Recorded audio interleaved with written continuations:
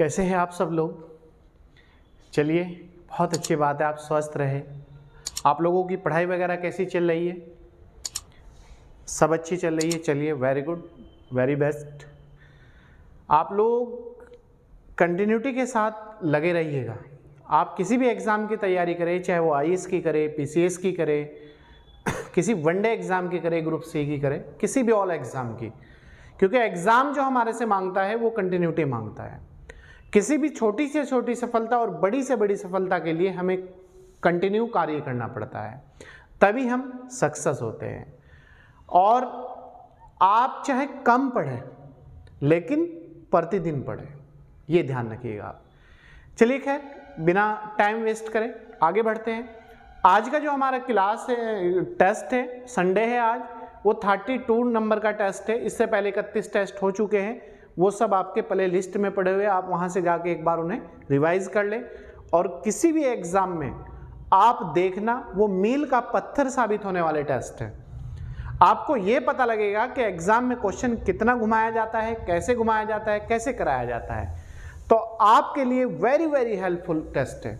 चलिए आइए देखते हैं। जनरल स्टडीज सामान्य अध्ययन और टेस्ट नंबर 32। ठीक है, पहला क्वेश्चन है हमारा, ब्रह्म समाज की स्थापना किसने की थी? ब्रह्म समाज की स्थापना किसने की थी? ए ऑप्शन राजा राम मोहन राय, विवेकानंद, स्वामी विवेकानंद, दयानंद सरस्वती विवेकानंद, आपने सुना होगा, दोनों अलग अलग हैं। रामकृष्ण परमहंस। बताइए, ब्रह्म समाज की स्थापना राजा राम मोहन राय के द्वारा की गई थी। राजा राम मोहन राय, इन्हें 19वीं शताब्दी का चमकता हुआ सितारा भी कहा जाता है और पत्रकारिता का अग्रदूत भी इन्हें ही कहा जाता है। ठीक है, नेक्स्ट पॉइंट, सामान्यतः प्रयोग किए जाने वाले कंप्यूटर में कीबोर्ड की संख्या होती है। सामान्य जो कंप्यूटर होता है उसके अंदर जो कीबोर्ड होता है, उसमें जो आपने डिजिट देखी होगी, डिजिट 1 से लेके Z तक, 1 से लेके Z तक, 1 से लेके 10 तक, इस तरह की जो डिजिट होती है, उनकी टोटल जो संख्या होती है वो कितनी होती है? 101, 103, 104 या फिर कोई नहीं? बताइए, वेरी गुड। इसमें संख्या जो होती है वो होती है 104, 104। ठीक है, क्वेश्चन नंबर 3, निम्न में कौन ध्वनि ऊर्जा को विद्युत ऊर्जा में बदलती है? कौन ध्वनि ऊर्जा को विद्युत ऊर्जा में बदल देती है? बताइए, ए लाउड स्पीकर, माइक्रोफोन, ट्रांसफार्मर या फिर विद्युत मोटर? बताइए, ध्वनि ऊर्जा को विद्युत ऊर्जा में कौन बदलता है? ध्वनि ऊर्जा को जो विद्युत ऊर्जा में बदलता है वो बदलता है माइक्रोफोन। कौन बदलता है?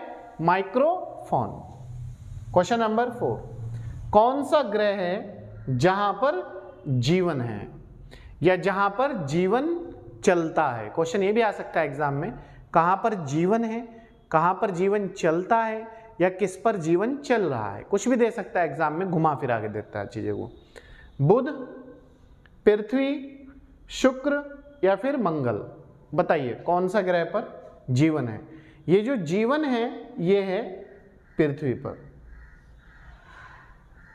पृथ्वी के बाद अगर कहीं जीवन पॉसिबल है या जीवन की कोई संभावना है या थोड़ा बहुत इन्वायरमेंट पाया जाता है तो वो है मंगल ग्रह।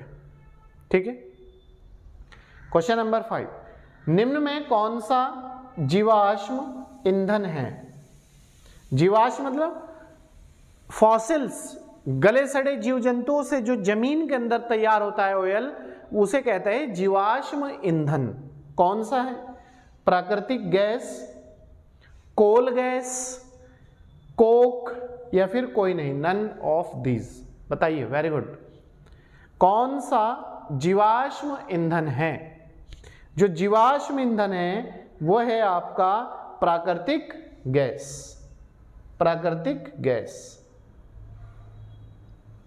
CNG वगैरह, ठीक है, ये सब इसी में आ जाती है।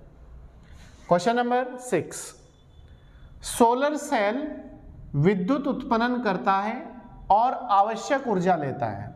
जो सोलर लाइट होती है या सोलर सेल होते हैं, आपने देखा होगा खंभों वगैरह पे लगे रहते हैं जो चीज़ें, तो वो विद्युत उत्पन्न करता है और आवश्यक ऊर्जा लेता है। किससे? पृथ्वी से, चंद्रमा से या फिर सूर्य से? बताइए। Very good. ये जो आवश्यक जब इसे पड़ती है ऊर्जा की, तो ये ऊर्जा जो एब्जॉर्ब करता है ये करता है सूर्य से, सोलर सेल।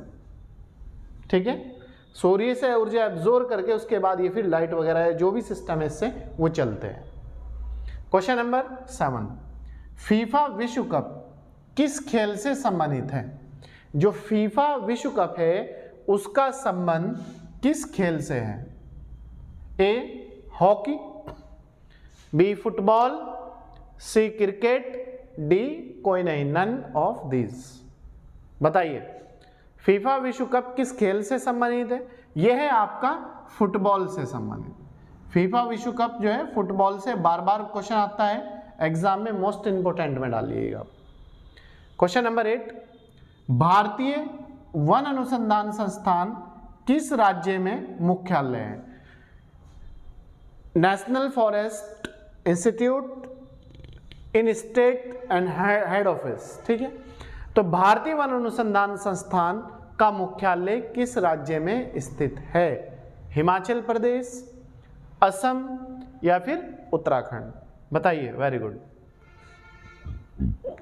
इसका जो मुख्यालय है वो है उत्तराखंड में, सी आंसर। ठीक है। क्वेश्चन नंबर 9, सती प्रथा का अंत किस गवर्नर जनरल ने किया था? सती प्रथा क्या होती है? प्राचीन काल में हिंदुओं में किसी भी लेडीज को अगर शादी आज हुई और उसके हस्बैंड की डेथ कल हो जाती है या कभी भी हो जाती है, तो उसे जबरदस्ती चिता पे लेटाकर जला दिया जाता था हस्बैंड के साथ, तो उसे कहते थे सती प्रथा। ये घिनौना अपराध था प्राचीन काल में। तो इसी को खत्म करने के लिए जो पहली बार बीड़ा उठाया था या पहली बार आवाज उठाई थी इसके खिलाफ, वो उठाई थी राजा राम मोहन राय ने। तो राजा राम मोहन राय के प्रयास से 1928 ईस्वी में governor general Lord William Bentinck ने सती प्रथा को समाप्त कर दिया था, अवैध घोषित कर दिया था। ठीक है, तो आवाज उठाई राजा राम मोहन राय ने। सती प्रथा का अंत किस गवर्नर जनरल ने किया? Lord William Bentinck. कब किया? 1928 में। क्लियर है।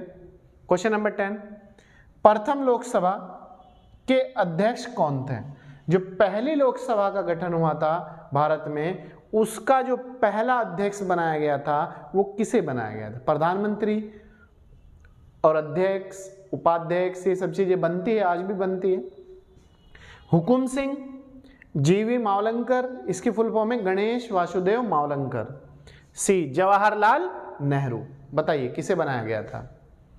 यह बनाया गया था पहली लोकसभा का जो अध्यक्ष था गणेश वासुदेव मावलंकर, और उपाध्यक्ष कृष्ण मूर्ति राव को बनाया गया था। ठीक है, और प्रधानमंत्री, भारत के जो पहले प्रधानमंत्री थे और सबसे लंबा कार्यकाल रहा है वो रहा है जवाहरलाल नेहरू का। क्लियर है। इसके बाद नेक्स्ट क्वेश्चन है हमारा 11 क्वेश्चन है हमारा, इम्फाल भारत के किस राज्य की राजधानी है? ये पूर्व उत्तर भारत का राज्य है इम्फाल, जिन्हें 7 सिस्टर भी कहा जाता है, 7 बहनों के राज्य भी कहा जाता है। इनमें 7 राज्य हैं। तो इम्फाल भारत के किस राज्य की राजधानी है? ए त्रिपुरा, मणिपुर, अरुणाचल या फिर मिजोरम? बताइए, इम्फाल जो है किस राज्य की राजधानी है? यह है मणिपुर की राजधानी। मणिपुर की जो राजधानी है वो है इम्फाल। त्रिपुरा की राजधानी अगरतला। ठीक है, और मिजोरम की राजधानी बताइएगा आइजॉल, और अरुणाचल प्रदेश की राजधानी ईटानगर। तो इनकी राजधानी अलग अलग है। एक क्वेश्चन यहां जरूर आता है एग्जाम में। नेक्स्ट है, मन्नार की खाड़ी किस राज्य में स्थित है? जो मन्नार की खाड़ी है बार बार एग्जाम में पूछा जाता है, किस राज्य में स्थित है? तमिलनाडु में, पश्चिम बंगाल में, उड़ीसा में या फिर कर्नाटक में? बताइए। जो मन्नार की खाड़ी है ये तमिलनाडु में स्थित है, ठीक है, Tamil Nadu. Clear? Question number next, वेदों की ओर लौट चलो का नारा किसने दिया था? वेदों की ओर लौट चलो का नारा किसने दिया था? ए स्वामी विवेकानंद ने, स्वामी दयानंद सरस्वती ने, या फिर गांधी जी ने? बताइए। वेदों की ओर लौट चलो का नारा किसने दिया था? ये दिया था ए ऑप्शन स्वामी विवेकानंद, स्वामी दयानंद, या फिर गांधी जी। वेदों की ओर लौट चलो का जो प्रसिद्ध नारा था वो दिया था स्वामी दयानंद सरस्वती ने। किसने दिया था? स्वामी दयानंद सरस्वती। नेक्स्ट पॉइंट, राज्यसभा में सदस्यों की संख्या हो सकती है, दो सदन है हमारे, एक लोकसभा और एक राज्यसभा। लोकसभा हमारा निम्न सदन है और राज्यसभा हमारा उच्च सदन है या परमानेंट सदन है, ठीक है। ये अस्थाई सदन है राज्यसभा और लोकसभा अस्थाई सदन है। राज्यसभा का कार्यकाल 6 वर्ष होता है जबकि लोकसभा का कार्यकाल 5 वर्ष होता है। तो इसमें टोटल सदस्यों की जो संख्या है वो हो सकती है ए ऑप्शन 245, 252, 250 या फिर कोई नहीं, नन ऑफ दीज। बताइए राज्यसभा में सदस्यों की संख्या कितनी हो सकती है? ये हो सकती है 250, लेकिन वर्तमान में कितनी है? 245। ये वर्तमान में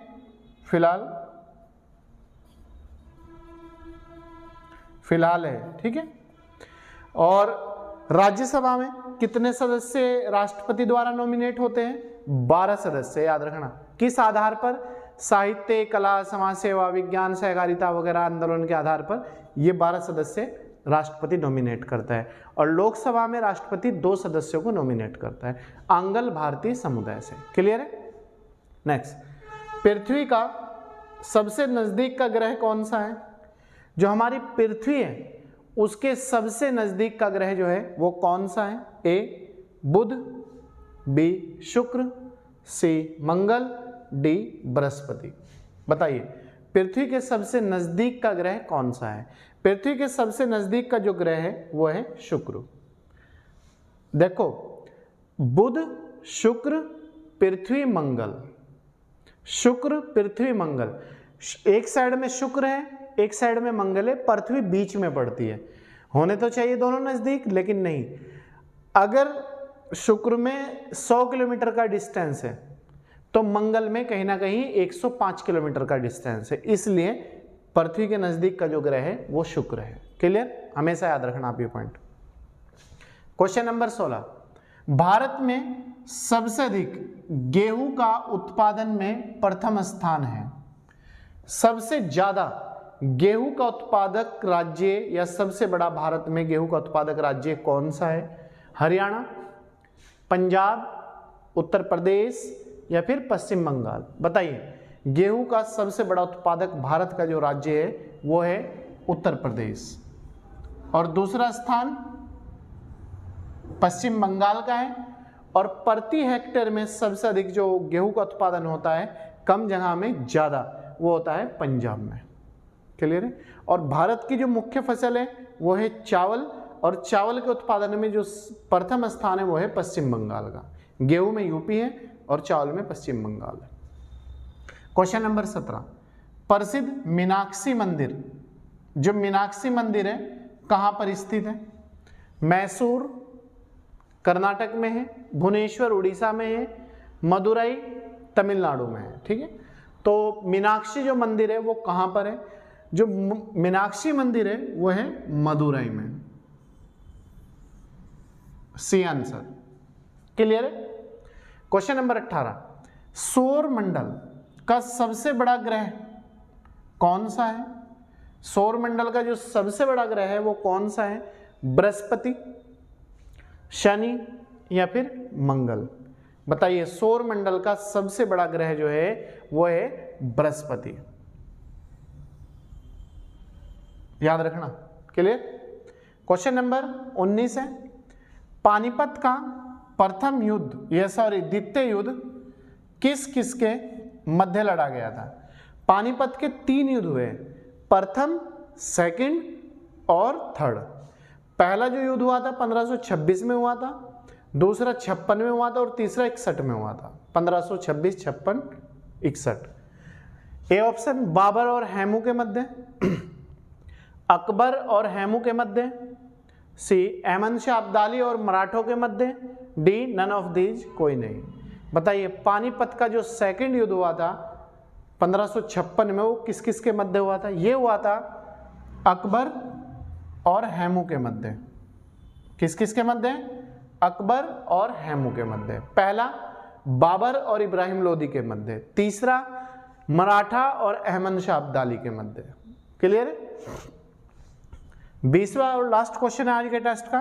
ध्रुव तारा हमेशा किस दिशा में दिखाई देता है? दिशा याद रखना, जो ध्रुव तारा है वो किस दिशा में दिखाई देता है? ए उत्तर दिशा में, बी दक्षिण दिशा में, सी पूर्व दिशा में और डी पश्चिमी दिशा में। बताइए जो ध्रुव तारा है वो कहां पर हमेशा निकलता है या फिर दिखाई देता है? एक ही बात है सब। ध्रुव तारा जो है वो हमेशा उत्तर में दिखाई देता है, नॉर्थ में, उत्तर दिशा में। तो आंसर हो जाएगा हमारा ए। ठीक है, कोई डाउट? तो प्यारे छात्र और छात्रों, आप अपनी तैयारी को इस तरीके से आगे लेके बढ़े। एक हफ्ते में हम आप लोगों को टेस्ट करा रहे हैं संडे टू संडे। प्रतिदिन आप लोगों के लिए करंट अफेयर की क्लास, जनरल स्टडी की क्लास, हिंदी की क्लास, जो बच्चे स्टेट लेवल का एग्ज़ाम जिनमें हिंदी आती है, और जो बच्चे उत्तराखंड के हैं उन लोगों के लिए उत्तराखंड की क्लास चलाई जा रही है, और बाकी आपका विविध वाला पोर्शन भी हमेशा डाला जा रहा है। जो भी एग्ज़ाम के लिए मोस्ट इम्पोर्टेंट है वो चीज़ें हम आपको सब करा रहे हैं।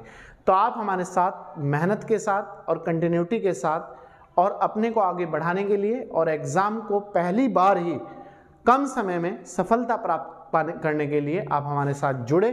और अगर आप हमारे YouTube चैनल पर नए हैं तो भाई इसे सब्सक्राइब कर लीजिएगा, लाइक और शेयर ज़्यादा से ज़्यादा कीजिएगा, क्योंकि जिस तरीके से हम लोग आप लोगों के लिए इतना मेहनत करते हैं तो आप लोगों की भी थोड़ी रिस्पॉन्सिबिलिटी बनती है कि आप लोग भी टीचरों का हौसला बनाएं और ज़्यादा से ज़्यादा लोगों को जोड़ने का प्रयास करें। चलिए, मैं आपका अपना टीचर गुलशेखर गौड़, थैंक यू।